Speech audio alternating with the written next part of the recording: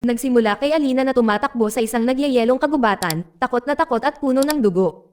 Ang kanyang hininga ay nanginginig sa malamig na hangin habang siya ay natitised sa nyebe, desperado na makatakas.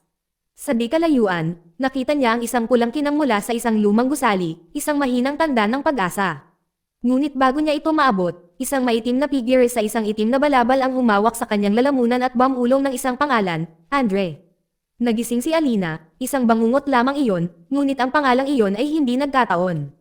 Fiancé niya si Andre, at ilang araw na lang bago ang kasal nila. Upang mapaghandaan ang kanilang kinabukasan, walang tigil na nagtatrabaho si Andre, na nag-iipon ng bawat piraso ng pera na magagawa niya bago ang malaking araw. Nanginginig pa rin sa panaginip, ipinagtapat ni Alina sa kanyang tiyahin. Naniniwala ang kanyang tiyahin na ito ay isang kakaibang pangitain na walang tunay na kahulugan. Pinaalalahanan niya si Alina na kilala niya ang sarili niyang puso at hinihikayat niya itong linisin ang kanyang isipan at bitawan ang mga madilim na kaisipang iyon. Nang maglaon, pagdating ni Andre mula sa trabaho, binati siya ni Alina ng buong init at pagmamahal. Ang dalawa ay nakatira sa isang maliit na bayan ng Ukrainian na tinatawag na Konotop. Ngunit ang kapayapaan ay nawawala. Sinimulan na ng mga puwersang Ruso ang kanilang pagsalakay, tumawid sa hangganan malapit sa Nobel at umaatake sa silangang harapan. Isa sa mga pinupuntirya ay ang rehiyong nakapaligid sa kanilang bayan. Habang papalapit ang panganib, tahimik na nagpasya si Andre. Kinuha niya si Alina at inakay siya patungo sa isang mas ligtas na lungsod. Saka lang lalabas ang katotohanan.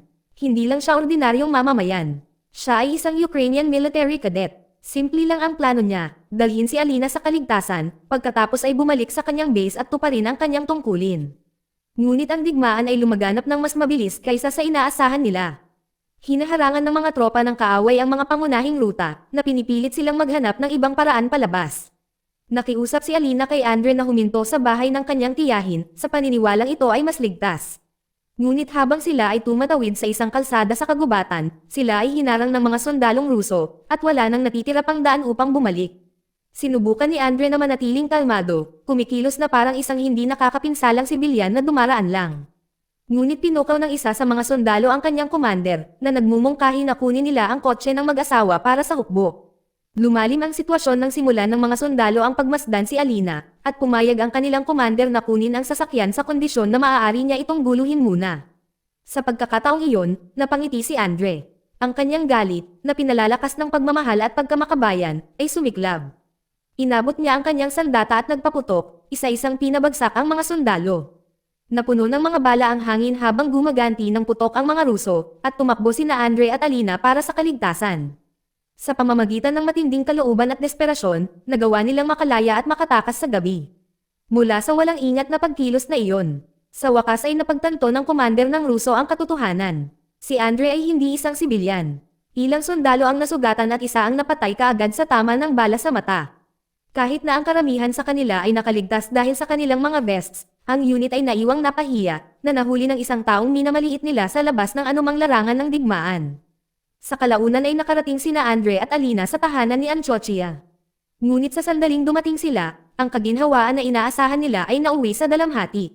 Namatay ang kanilang alagang aso. Tinamaan ng ligaw na bala habang naghahabulan. Ang mas masahol pa, natuklasan ni Alina na si Andre ay nagtatago ng isang malubhang sugat. Siya ay binaril sa dibdib kanina, at ang bala ay nakabaon pa rin sa kaibuturan ng kanyang katawan. Nagmamadali siyang humingi ng tulong. Ngunit masyadong matindi ang pinsala. Kahit anong pilit nila, hindi maliligtas si Andre. Sa puntong iyon, naalala ni Alina ang kanyang bangungot. Ang madilim na figure na tumatawag sa pangalan ni Andre at ang pakiramdam ng pagkawala sa kanya. Ang dating panaginip ay naging katotohanan na. Nang gabing iyon, tahimik na binalot ng mga tropang Ruso ang katawan ng kanilang nasawing kasamahan. Pagsapit ng umaga, nililinis ni Alina ang walang buhay na katawan ni Andre gamit ang nanginginig na mga kamay. Ang kanyang kalungkutan ay labis. Ibinubulong niya na sa buong buhay niya, sa hindi mabilang na digmaan at walang katapusang kamatayan, hindi pa siya nakakaramdam ng sakit ng ganito. Si Andre ang kanyang layunin at ang dahilan kung bakit pinili niyang mamuhay bilang isang tao. Ngayong wala na siya, nanunumpa siya na bawat sundalong kumuha sa kanya ng kaligayahan ay magbabayad at walang sino man sa kanila ang mamamatay ng mabilis o mapayapa. Sa pusong puno ng paghihiganti, naglakad si Alina sa isang mahabang selyadong silid at binuksan ito gamit ang sarili niyang dugo. Sa loob, makikita sa salamin ang isang tato sa kanyang braso na may hugis na parang mga tanikala. Sa wakas ay nahayag na ang katotohanan. Si Alina ay isang sinaunang mangkukulam na nabuhay ng libu-libong taon na. Minsang tinatakan niya ang kanyang kapangyarihan para mamuhay siya ng tahimik at mortal. Si Andre ang dahilan kung bakit pinili niya ang kapayapaan. Ngayong nakuha na ang kanyang pag-ibig, ang kadiliman na kanyang ibinaon ay nagsimulang gumising at ang kanyang pagkauhaw sa paghihiganti ang tanging layunin niya. Samantala, sa kampo ng Ruso, ang commander na si Ravni ay naghahatid ng masamang balita. Naputol ang kanilang ruta ng supply ng pagkain matapos sirain ng welga ng Ukrainian ang kanilang mga probisyon. Sa kabilang banda, may mga balitang nagpapasigla sa mga sundalo. Nabigyan sila ng pahintulot na kumilos, na nangangahulugang maaari na nilang pagnakawan ang lokal na populasyon ng walang mga paghihigpit. Walang pag-aalinlangan, ang mga tropa ay lumusab sa mga kalapit na tahanan ng may malupit na puwersa. Isang residente ang humihingi ng awa at iginiit na wala siyang halaga. Pagkatapos ng paghahanap, nakita nila ang isang bagay na itinuturing ng mga sundalo na higit na mahalaga, isang dalagang nagngangalang Kita. Ang isa sa mga sundalo, si Bandos, ay agad na sinubukang guluhin siya.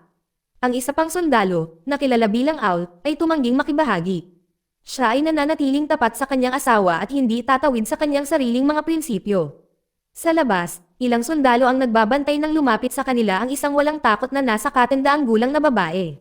Siya ay sumisigaw sa galit at isinumpa ang kanilang kalupitan, nagbabala na isang kakilakilabot na parusa ang babagsak sa kanila. Ang kanyang mga salita ay nagpapasigla lamang sa kanilang galit. Si Kalaz, isa sa mga sundalo, ay bigla siyang binaril sa ulo ng walang pag-iisip. Hindi nagtagal, bumalik ang natitirang bahagi ng unit na may bitbit na mga sako ng ninakaw na pagkain.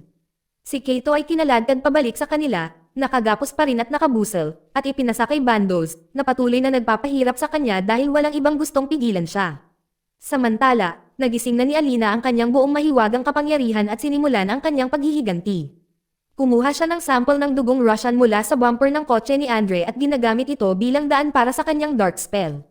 Nang gabing iyon, biglang nagkasakit ng marahas ang isang sundalong nagngangalang Salyur. Siya ay nagsuka ng buhok at makapal na itim na likido, at isang maliit na piraso ng papel ang nahulog mula sa kanyang bibig na may isang mensahe na nagsasabing, ang kagubatan na ito ay magiging iyong libingan. Patuloy ang paghihirap habang ang kanyang mga binti ay parang hinihiwa-hiwalay sa loob.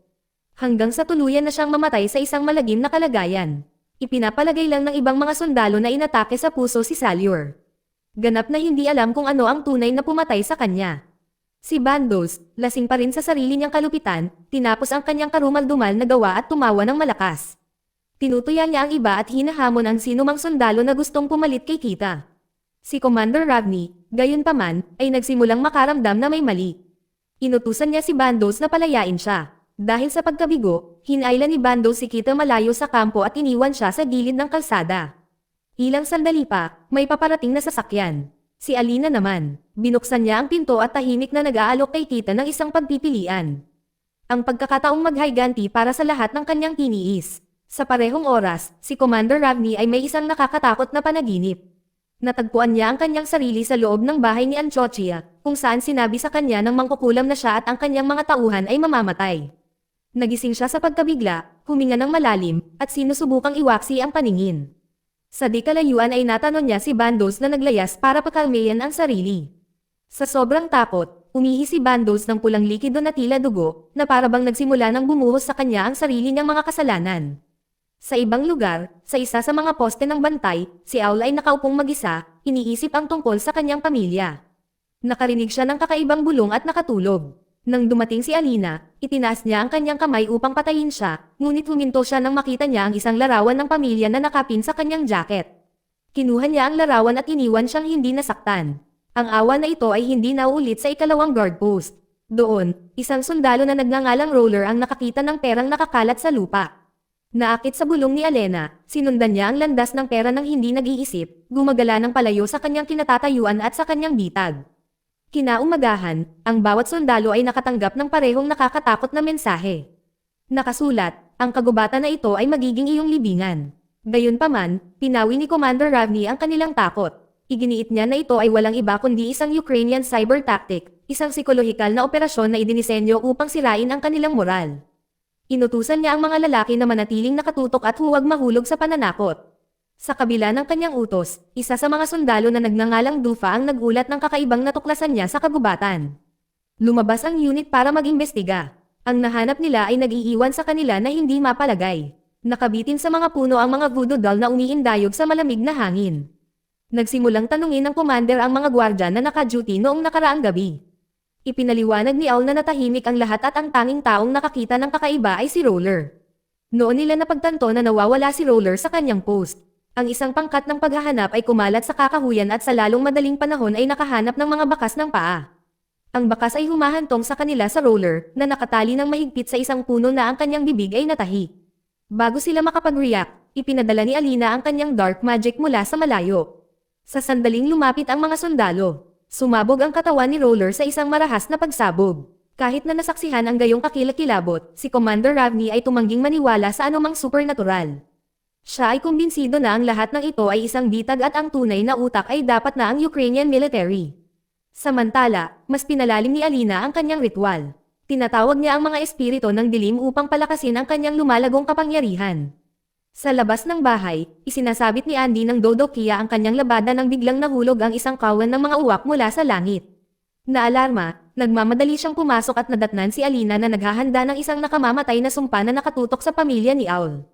Takot, nakiusap siya kay Alina na huminto. Alam na alam niya kung saan patungo ang kalsadang ito. Kung magpapatuloy si Alina, mawawalan siya ng kontrol at magiging isang walang awa na demonyo, isang nilalang na kalaunan ay sumisira sa sarili nitong katawan mula sa loob.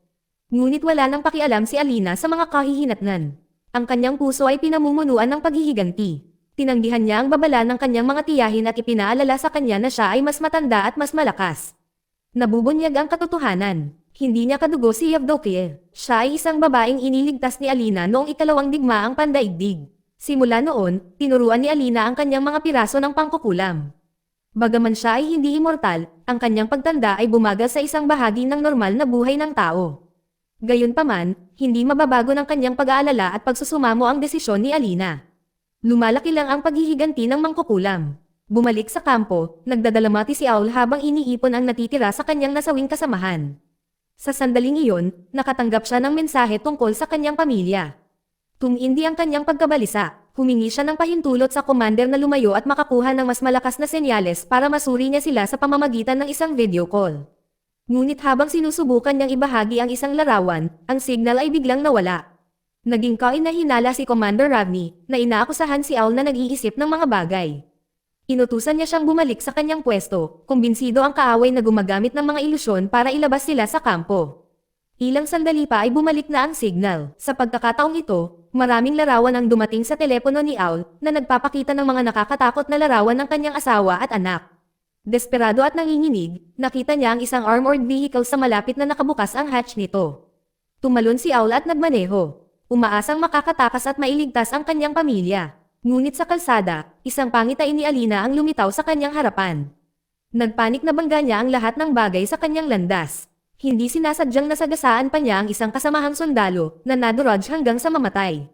Sa wakas ay pinigilan siya ng unit, at si Owl ay nahuli, binugbog, at pinahirapan ng commander at ng iba pa.